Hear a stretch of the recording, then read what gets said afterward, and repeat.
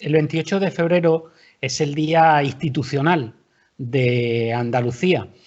¿Y con quién mejor para hablar de un día como ese que con la presidenta del Parlamento andaluz, que además aprovechamos que es de Almería? ¿Qué tal, Marta Bosques? ¿Cómo estamos? Pues nada, encantada de estar contigo, Rafa, encantada de estar aquí, poder charlar y saludar a todos los almerienses que seguramente nos estarán viendo. Lo primero que quería preguntarle, antes de entrar en aspectos más del 28F, es por esta experiencia de llevar ya prácticamente 2 años al frente del Parlamento andaluz. Prácticamente la segunda autoridad de la Junta de Andalucía. ¿Cómo lo lleva viviendo este tiempo? Bueno, pues con mucha responsabilidad, Rafa, porque, verdad, como tú bien has dicho, soy la segunda autoridad de Andalucía después del presidente del gobierno de la Junta y con muchísima responsabilidad desde el mismo momento en que tomé posesión, porque dirigir esta casa no es fácil, encima hacerlo en esta legislatura se ha hecho obviamente mucho más complicado porque esta legislatura es bastante distinta a cualquier otra anterior. También, lógicamente, no hay que olvidar que no es solamente dirigir la actividad parlamentaria, sino también esta casa tiene 203 trabajadores que también dependen en última instancia de la presidencia del Parlamento. Y como digo, con mucha responsabilidad, siendo muy consciente desde el minuto número 1 de lo que supone mi papel como presidenta, ese papel institucional, un poco más objetivo, intentando poner calma y orden allí donde hay ahora mismo un poco de que por cierto se lo ponen bastante difícil, Sí. porque parece un patio de colegio a veces cuando tiene que poner por favor cállense, ¿no? Tristemente sí, es así. La verdad es que tristemente sí. Yo siempre abogo y ruego por intentar respetarnos, a veces que se consiga, a veces que no, muchas veces se pierden un poco más los nervios y entonces supone que justamente en esos momentos donde todo el mundo está crispado, pues te toca a ti mantener la calma y bueno, creo que lo llevo medianamente bien. Como digo, cuando termine esta legislatura y deje de ser presidenta, acabaré infinitamente con muchísima más sabiduría y mucha más templanza de la que yo misma pensaba que tenía. Sí, Sí. porque supongo que también hay que tener templanza para escuchar algunas cosas. Lo digo porque, por ejemplo, ver cómo o escuchar cómo un diputado también de Almería, el señor Rodrigo Alonso, por ejemplo, dice que no hay más patria que España cuando tenemos al padre de la patria andaluza o hay diputados que se mofan de la bandera o que se mofan de la propia institución, que por cierto les paga un sueldo que no es pequeño y más en estos tiempos, pues también ahí aguantar, digamos, con firmeza también supongo que cuesta, ¿no? Aquí algún diputado que otro dice algunas barbaridades y eso es así. Y yo cuando suceden cosas así, lo que intento es el pedir respeto a las instituciones, porque las instituciones a fin de cuentas representan a todos los andaluces, en este caso el Parlamento de Andalucía, representan a todos los andaluces y desde el momento que se pierde o se falta respeto a una institución, me da igual que sea esta o cualquier otra, ¿no? Pues a quienes estamos faltando respeto son a los propios ciudadanos, ¿no? Y entonces tú mismo lo has dicho, hay que darnos cuenta de por qué estamos aquí y estamos por aquí por voluntad de los ciudadanos. Y habrá algunos representantes o distintos grupos parlamentarios que nos gusten más, nos gusten menos, pero a fin de cuentas existe una realidad y es que si están aquí es por voluntad legítima y democrática de los ciudadanos andaluces, con lo cual a partir de ahí para mí todo el respeto del mundo. Tienes que llamar la atención, pero es como digo, si es verdad que muchas veces se suceden episodios de mi punto de vista que no son agradables porque yo soy de las que piensa y quien me conoce sabe que es así, ¿no? Que siempre soy de las de tender más puentes que poner barreras. Me gusta hablar con educación y con respeto siempre y creo que la educación y el respeto para nada está reñido con el debate dialéctico y el problema es que muchas veces se equivoca por parte de los representantes públicos el zasca, el insulto y parece que con eso está haciendo más y no, desde mi punto de vista siempre recurrir al insulto es el camino fácil, ¿verdad? Creo yo. Lo más difícil quizás es hacer un discurso constructivo, aportando y muchas veces se puede decir más sin tener que insultar. Pero bueno, hay quien lo comprende y quien no lo comprende. Eso ya yo creo que va con la condición de cada uno. Usted lleva aproximadamente digamos, en política activa, por decirlo de alguna manera, unos 6, 7 años, desde que entró en Ciudadanos, se presentó a las primeras elecciones autonómicas, entró de parlamentaria y luego repitió como parlamentaria y en este caso ya como presidenta. Desde esta situación, es decir, que no ha pasado tanto tiempo, ¿cómo ve la información que los ciudadanos andaluces tenemos de la actividad parlamentaria? Porque la actividad parlamentaria, quienes la seguimos, sabemos que hay muchísima actividad, se hacen muchas cosas, se aprueban muchas cosas, se hacen muchos estudios.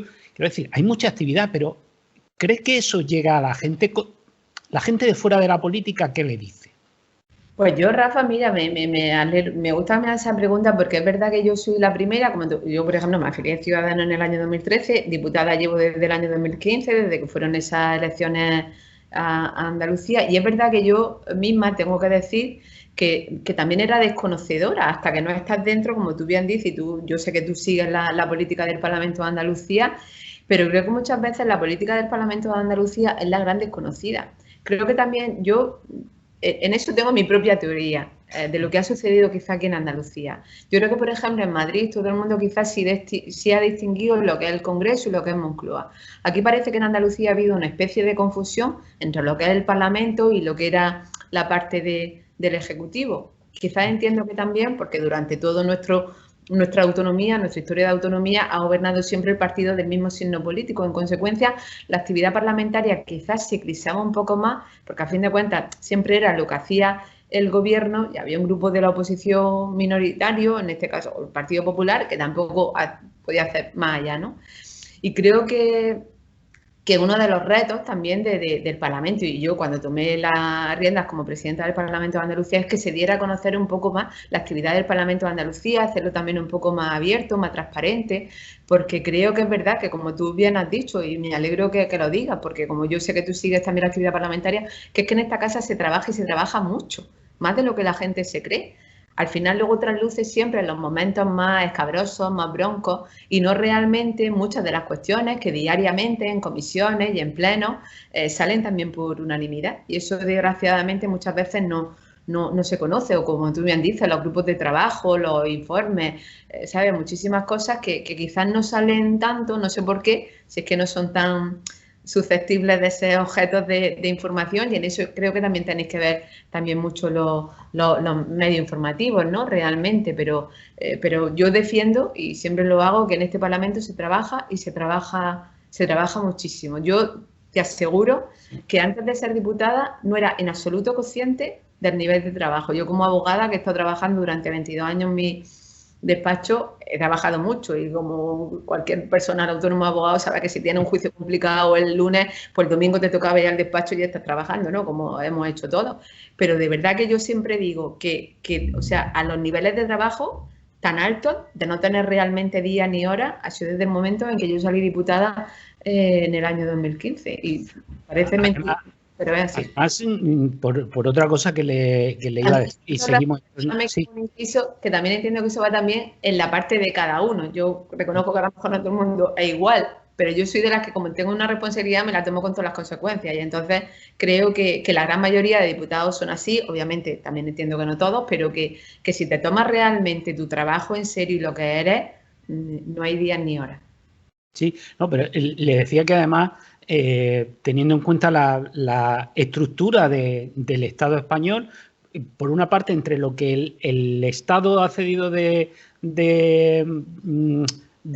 competencia a la Unión Europea y las que ha cedido a las comunidades autónomas, siendo además Andalucía de las que más competencias tiene, lógicamente hay muchas más decisiones que nos afectan a diario a cualquier ciudadano, que dependen del Parlamento andaluz o de la Unión Europea, que del propio Gobierno central. Pero es verdad que las Cortes Generales, políticamente o informativamente, mejor dicho, se llevan la palma, ¿no? Pero después de esa reflexión... Sí. No, que lo que tú dices, que las políticas quizás que tengamos más cercanas, como puede ser una sanidad, una educación, unas políticas sociales, en realidad esas son competencias de la Junta de Andalucía, muchas medioambientales, ¿no?